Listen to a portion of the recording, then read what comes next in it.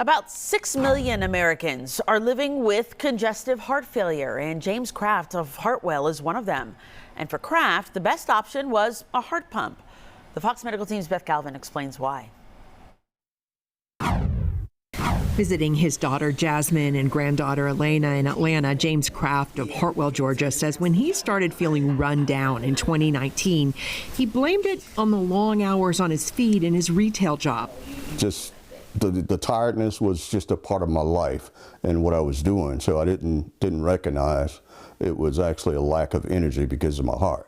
But by the summer of 2021, Craft was in the hospital being told that the left side of his heart, which supplies blood to his body, was failing.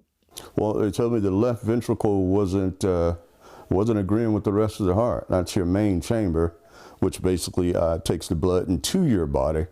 My ventricle was operating at less than 10%. Craft was in end-stage heart failure, leaving him with a couple of options: a heart transplant or a heart pump known as a left ventricular assist device, or LVAD. I was eligible for a new heart as far as the way I was and the way it was operating. But because Craft was diagnosed with type 2 diabetes, which could complicate a transplant, his doctors wanted to go with the LVAD, surgically implanting a battery-operated continuous flow mechanical pump to help Craft's left ventricle pump blood to the rest of his body. But at first, I was not understanding it, and I was against it. And I got with my daughter and my sisters and, telling them the situation, and they actually said, go forth with it. People in general, they've heard about heart pumps or artificial hearts, but most people don't really know what an LVAD is. Dr. Ezekiel Molina, surgical director of the LVAD and heart transplant program at the Piedmont Heart Institute, says about 3,000 patients a year receive an LVAD in the U.S. And the technology, he says, has come a long way in the last 20 years. And we have new minimal invasive techniques that actually cause a lot less trauma for implantation. So patients can start rehabilitation much earlier and they can get out of the hospital earlier.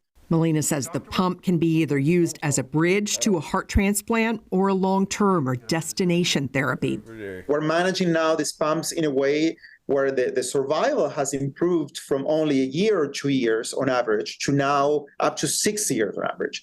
James Craft is now about 18 months out from his LVAD surgery, and he has no regrets. LVAD, the way I am, the way I'm living, I would have actually jumped for it knowing what I know today. For your Fox Medical Team, I'm Beth Galvin.